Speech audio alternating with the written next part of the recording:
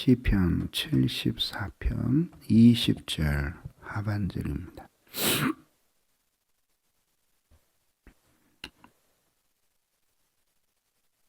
언약을 돌아보소서.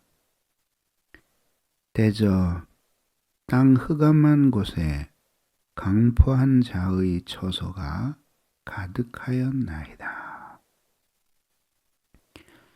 언약을 돌아보소서. 대저 땅 흑암한 곳에 강포한 자의 처소가 가득하였나이다. 아멘. 어제는 언약의 특성에 대해서 말씀을 드렸습니다. 시인들이 하나님의 징계를 받을 때 회개하는 것은 바로 이런 언약에 있어서 쌍방적인 특성, 자신들이 하나님과 언약 관계에 있으면서 언약의 당사자로서의 의무를 온전히 이행하지 않았다는 것에 대한 회개요, 뉘우침이었습니다. 뿐만 아니라 하나님께서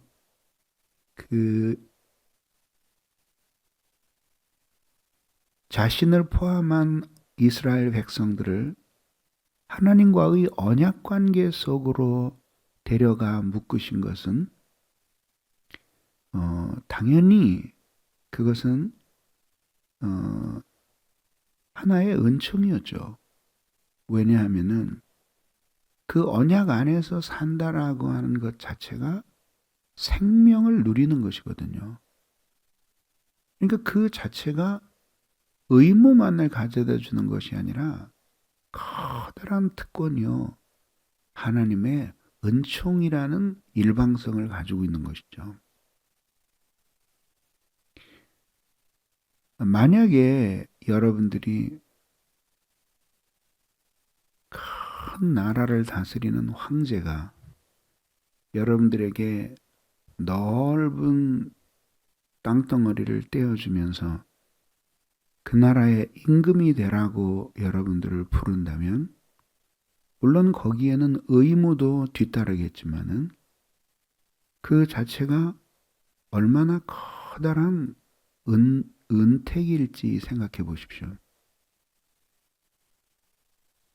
이것이 바로 언약관계 속으로 그 백성들을 불러들이는 하나님의 은총에 대한 설명이에요. 사실은 이 안에 아주 놀랍게 그 구약과 신약이 함께 들어있는 거죠. 그래서 그런 일방성의 은총이 말하자면은 복음적인 특성을 가졌다면, 그런 언약관계 안에서 의무를 행하며 살아야 하는 것이 구약적인 특성을 함께 가지고 있는 거죠. 아무튼 그런 언약관계에 있다는 사실을 하나님 앞에 의식하면서 당신이 우리와 맺으신 언약을 돌아보아 주시옵소서. 그러니까 하나님이 이렇게 성소를 짓밟히게 하시고, 그리고 예루살렘이 파괴되게 하신 것이 하나님의 정당한 징벌이었다고 하더라도 우리가 그 언약의 의무에 충실하지 못한 것은 사실입니다마는, 그래도 하나님께는 우리에게 베푸실 은총이 남아있지 않사옵나이까. 이것을 탄원하며 하나님 앞에 간절히 호소하고 있는 장면을 보여주는 것입니다. 그러면서 이제 이 시인이 땅 흑암한 곳에 강포한 자의 처소가 가득하였습니다 라고 말하고 있습니다. 여기에서 처소가 가득하다라고 하는 것은 뭘 의미하냐면 그들의 영구적인 지배의 형태를 가리키는 거죠. 무슨 뜻이냐면요. 강포한 자가 어느 시대건 일어날 수 있고 그들이 종종 일어나서 사회에 나쁜 영향을 끼치고 사람들에게 자신이 자신의 사람됨을 따라서 악을 행하고 나쁜 짓을 할 수 있죠.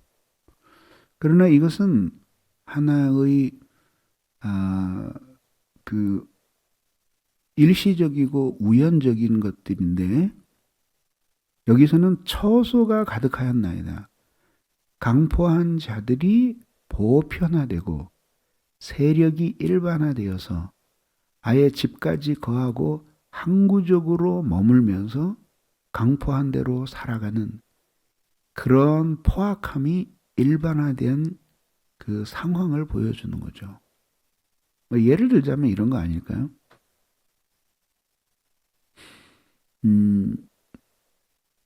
어느 시대에든 도둑이 있고 강도가 있고 범법자들이 있는데 사회가 맑으면 범법자들이 죄를 지어도 금방 발각이 나고 그 다음에 그것들이 발각이 나면은 사회 전체가 그 범법자들에 대해서 항거하고 저항하기 때문에 모를 때는 그렇게 해도 알려지면은 도망을 가고 이사를 가고 멀리 가야 돼요.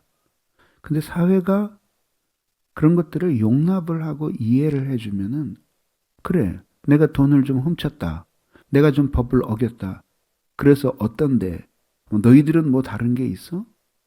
이렇게 하면서 오히려 많은 사람들의 묵인 혹은 지지 속에서 그 부끄러움 없이 살아가는 거죠. 오늘날 상황이 그렇지 않아요? 옛날에는 어, 몰래 숨어서 하던 일이 지금들은 백주대낮에 떳떳하게 이루어지고 이렇게 하면서 되어가는 것 아니에요?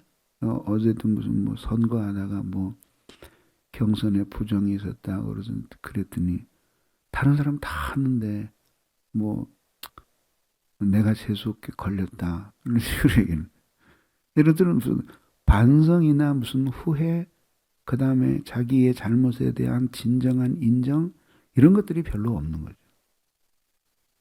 이제 이런 상황이 되었기 때문에 이것은 어느 한 사람이 용기를 가지고 도전을 한다고 해서 해결될 수 있는 문제가 아닌 상황이에요.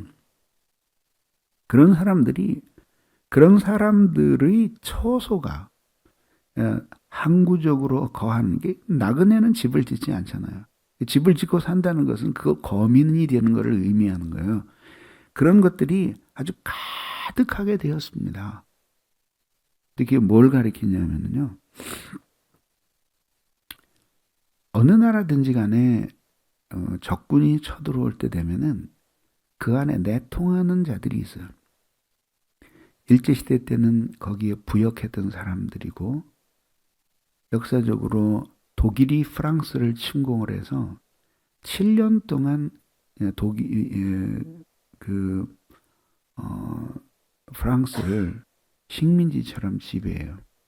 그때 이제 그 자기네들의 독일 정권에 찬동하는 그런 그 정권을 세워요. 그래서 비시 정권이라 그러는데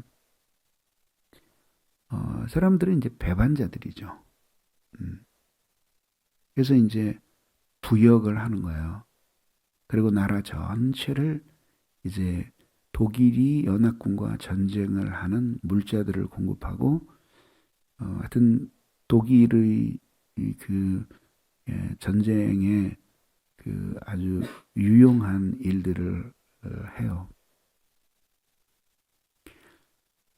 나중에 이제 노르만디 상륙 작전 등등이 있고 이제 다시 나라를 그 빼앗죠. 이렇게 빼앗기 전에도 뭐 히틀러가 잔인할 정도로 그 이 프랑스 그 파리를 파괴하라고 명령을 내려요. 뭐 엄청난 파괴가 이루어져요. 이제 드골 대통령이 돌아오죠. 그래서 아주 유명한 연설을 하죠. 그래서 파리는 상처를 입었습니다. 파괴되었습니다. 그러나 고문당했습니다. 그러나 해방되었습니다. 라는 아주 유명한 연설을 해요. 그리고 나서 7년 동안 단 한 줄이라도 나치를 찬성한 글을 쓴 모든 신문과 잡지를 폐간해요. 그리고 7,000명을 사형을 시킵니다. 독일에서 독일 정권에 부역했던 사람들 사형시킨 사람만 7,000명을 사형을 시켜요. 그러니까 요즘 우리로 말하자면 과거 청산이 아주 확실하게 줄을 그은 거죠. 그리고 그 다음에 그때의 거기에서 레지스탕스에 가담해가지고 독립을 위해서 일했던 사람들 한없이 높여요. 그러니까 그런 역사 청산이 확실히 우리는 그런 게 안 됐어요. 그래서 이렇게 정의의 개념들이 다 무너지고 이렇게 나라를 위해서 뭐 이렇게 그 희생을 하고 죽고 이래도 나라가 제대로 예우도 안 해주고 이러니까 이제 애국심이 현저히 없는 거예요. 이거는 매우 잘못된 거예요. 국가의 존립에 있어서. 이때에도 바벨론이 이스라엘을 완전히 삼키기 전에 벌써 이 이스라엘 안에서 바벨론과 내통하면서 그러면서 이제 바벨론에 빌붙어서 권력을 찾고 그 다음에 부를 누리고 백성들을 착취하던 인간들이 있었어요. 그러니까 그들을 지칭하는 것이다라고 저는 생각을 해요. 여기에 강포한 자의 처소가 가득하였나이다 할 때 이 강포한 자가 그렇게 그런 사람들과 그리고 아마도 예루살렘과 시온에 말하자면 진군한 그런 그 애굽의 그 군인들과 병사들을 가리키는 거겠죠. 그런 사람들이 이제 뭐 떵떵거리면서 사는 거지. 옛날에 우리나라가 그 일제한테 합병되었을 때 그 비굴하게 나라를 팔아먹고 이러던 인간들이 떵떵거리고 그렇게 살고 호령하듯이 그런 시대가 된 거죠. 그러니까 이거는 자신들의 힘으로 해결할 수 있는 문제가 아니기 때문에 하나님이 언약을 기억하사 큰 능력으로 이 역사에 간섭해 주십시오 라고 하는 이야기요. 그러면서 땅 흑암한 곳입니다. 캄캄한 땅에서 이런 일이 일어나고 있습니다. 무슨 일일까요? 이건 뭐 캄캄하다는 것은 물리적인 어두움을 가리키는 것이 아니라 진리, 그들의 그 늘상 쓰는 표현에 의하면은 사실은 율법이 완전히 사라진 그런 캄캄한 어둠 속에 살아가는 거예요. 내년 이스라엘 백성들에게는 진리라는 말보다는 주의 법, 믿고 지키며 살아야 할 하나님의 법이 그들의 발의 등이요 길의 빛이라고 고백을 했기 때문에 그 빛이 사라졌어. 그래서 캄캄한 곳이 된 거죠. 그 무지의 어두움 속에서 강포한 자들의 처소가 가득한 상황으로서 이거는 언약 백성이 아니라 하나님의 언약과는 아무 상관이 없는 백성처럼 되었을 때 하나님이 간섭해달라는 간절한 탄원을 이 시인이 드리고 있는 것이죠.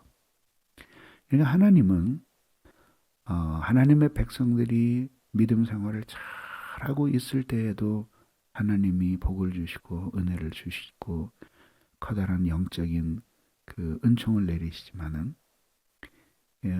악이 가득하고 아무 희망이 없어 보이는 그런 때에도 하나님께서는 간섭하셔서 당신이 당신의 자녀들과 맺은 언약을 상기시키십니다.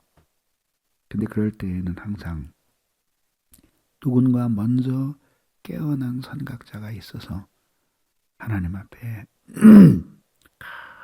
간절히 탄원하며 몸부림치며 하나님 앞에 매달리는 사람들이 있어서 그들의 기도를 하나님이 사용하셔서 당신의 위대하고 놀라운 일들을 행하시는 것이에요.